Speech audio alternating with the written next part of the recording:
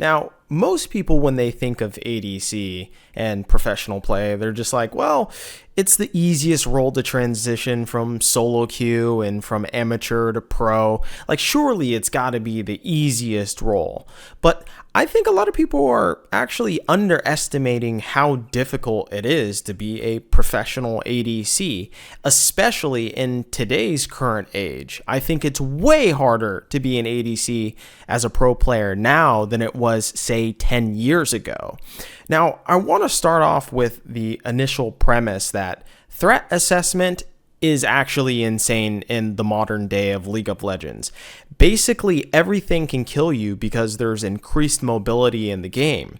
If you ever look back at any of the old VODs from, like LCK or even LCS, you'll see all the champions are pretty slow and in fact pretty immobile. Now there's so many things that increase your speed, from say the scuttle crab, even with the wind around the area of the dragon. You have multiple different items that increase mobility itself, and then of course you have obviously the dashes as well. So there's just a ton more mobility in the game, along with more champions that have more mobility as they keep increasing the champion count. So now you have to watch out for all of these champions that can just fly across the fucking screen and murder you in one shot, because they've been able to do that since the beginning of the game anyway, so that's not really changed as far as the one-shot mechanics.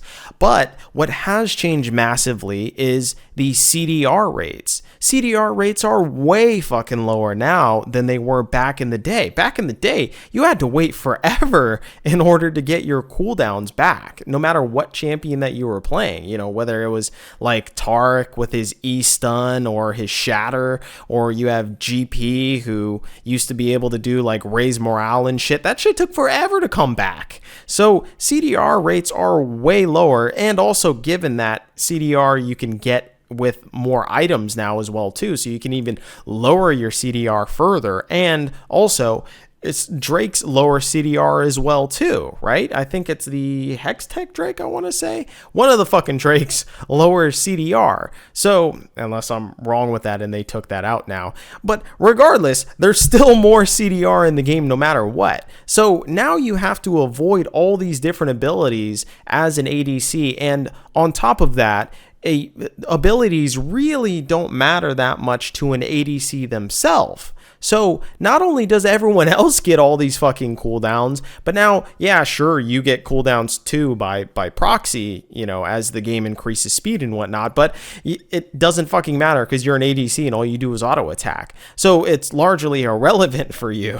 So now you have way more CDR, amongst all different champions, which is way harder to process a battlefield and how many different ranges and when you can go in and when you can attack and when you can poke. And it's just a whole bunch of shit that you have to remember. And on top of that, we all know that in 2024, burst is pretty ridiculous, and it's been ridiculous for a while now, but especially true in today's age. And burst really didn't exist that much back in the day. Back in the day, all you had to worry about was maybe a Zed and a Syndra getting blown up by them. But once again, their cooldowns were super fucking long. So all you had to do was dodge their one little rotation and you're pretty good. Not only that, but you had more ways to escape due to your entire team composition basically being around you and functioning around you, right? So I want to tell a funny anecdote story, which is I was talking to Loco Doco one time in the press booth. This is when, I know it's fucking lost history now, but Loco Doco used to be a interviewer. I don't know if I'd call him that, but he used to be an interviewer at the LCS for a brief amount of time, and he previously had coached for the Golden Guardians, and specifically he coached an ADC named Deathly. Now Deathly, in the very beginning, he said when he was starting to, get all the members on the team and whatever, he figured out that Deathly didn't use attack move. He didn't, the fucking ability where you shift and click and it automatically targets the champion that's nearest, wherever you clicked, or it targets the nearest minion. Yeah, he didn't do that, which is like one of the most basic fundamental things of an ADC. And it's actually laughable in today's day and age if a pro ADC player doesn't use attack move. That's just very, very bad mechanics. Or unless you just have perfect mechanics, I guess there is also the inverse of that. But now I also want to compare this to Doublelift, the best ADC in North America, right? He used to not use attack move back in the day. When he was on CLG, I looked through a lot of his old VODs. He didn't use attack move at all. I'm pretty sure he didn't use attack move until like 2015. So you can go back and look at all of his old VODs, and he's just clicking on the champion and trying to, and sometimes he'll miss auto attacks because he's not attack moving. So a lot of old school ADCs, I even think I saw this with Wild Turtle as well too, way back in the day. So all these old school ADCs didn't even used to use attack move, maybe besides, the Korean players, which is why they were fucking way better than all our ADCs. But so you can see how much progression that's been made recently, which is pretty insane, that ADCs back in the day didn't used to use attack. I can't fucking get around that. But that's why it takes 10 times more skill now as an ADC player, because it's another mechanic that you have to learn, rather than everybody being on the same shitty playing field of just trying to, attack the champion or whatever just by clicking on it and whatnot. It's just something else that you have to learn as an ADC. Not only that, but recently, and this is within the last 3 years, I would say 3-4 years, players are way more aware of summoner spells and summoner timings. And by that, I don't just mean, the regular tracking of a flash or whatever and typing it in chat or something, but more so tracking summoners before critical fights. Because back in the day, you used to just blow flash or, blow heal or whatever whenever you wanted to, right? Whenever you thought that you could get a kill or maybe that you would escape from dying. Now you have to be way more aware of when you're blowing your flash, because there might be a critical Drake fight that's coming up. Because remember, back in the day, Drakes didn't even used to be a thing as far as, elemental Drakes. You used to get gold for Drakes, right? So they weren't necessarily that bad to lose. You still couldn't lose a lot of them, but, they weren't terrible to lose. And there wasn't especially a soul, right? So you have this awareness of summoner spells now to where you absolutely cannot blow your flash or your ghost before a soul fight, or else you just fucked your team over as an ADC player. So you have to be more cognizant of this, and everyone's cognizant of your summoner spell as well too. They're tracking the shit out of that, right? They're tracking the shit out of your cleanse as well if, you run cleanse as an ADC, which most often they do now. So that's just another little notch that you have to put into your belt as far as an ADC, and like actually learning and being aware of the game state itself. Because famously back in the day, ADCs, they were basically just highly mechanically skilled bots, right? You didn't really have to think. Your support did all your summoner time spells. He told you where to fucking go in the lane and where to go after the lane, and you were just kind of going around. Same thing with back in the day with lane swaps. You just kind of follow and just be dictated to go around and take towers and shit. It was very formulaic. Now you don't have that option. You have to keep track of fucking everything. And speaking of lane swaps, wave management is now becoming a huge thing for bot lane. I think it was a year ago, I was talking about how, actually, no, it was last Worlds, in fact. I was talking about how it is no longer excusable for ADC players to not know wave management. You cannot succeed in the professional level without knowing wave management. And that holds true today. You can't succeed as an ADC player with not knowing wave management. But back in the day, First of all, no one knew wave management. But second of all, it was especially true that ADCs didn't know wave management. So that was nothing that anyone had to worry about for the longest fucking time. So now it's only been recently that you've had to learn this extra set of skills. You actually have to calculate where the minions are at, which minions are low, which minions that you can go for, how it's going to affect the wave. Is it going to be in the middle part? Is it going to be close to your tower for a tower dive? Is it going to be close to the enemy tower so that you can tower dive them? There are multiple different mechanics now that weren't in play beforehand. And then if you are pushing up the wave, now you have less vision to do it. Way less vision to do it. And Riot intentionally made this because now it makes it more viable for there to be more snowballs and more action in the early game and mid game. And so teams aren't necessarily choked out, way back with the Korean style of placing vision everywhere so that they can calculate all the percentage plays to be, always in their favor. Now that is no more. So with way less vision on the map, now you're this fragile ADC player that could get blown up to begin with, and now you just have no vision at all. So now you don't even know if you're going to get killed sooner rather than later. So way harder to be an ADC currently than it was back in the day. But I also want to touch on why it sucks to be an ADC player, because I think everyone just kind of assumes it's probably not that bad to be an ADC player. You kind of have this most simplest role. You don't really have to think. You just kind of have to go in there and click on heads and that's it. Well, that also comes with some really fucking big downsides.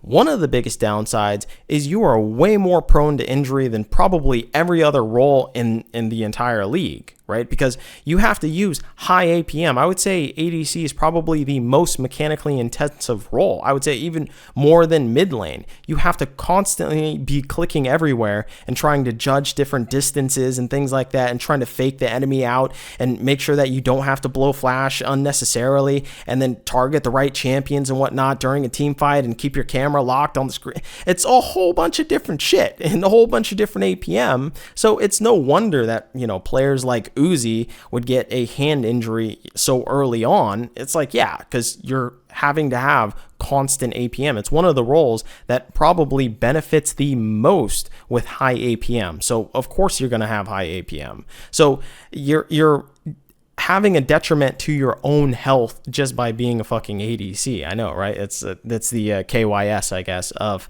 the professional scene. Secondly, it's that top lane has more diversity when it comes to champion picks. This means that since more top laners can play like carry roles and things like that, that means now you have to play more safe as an ADC player because, well, you don't have the protection of a traditional front line. Not only that, but more top laners are now trying to flank and do different angles and things like that because there's weird terrain on the map, and now Riot has created such a map to where you can actually get more flank angles. So then that means you actually don't have a front line necessarily working right in front of you. You have him trying to flank and do a different angle because sometimes it's the more intelligent play.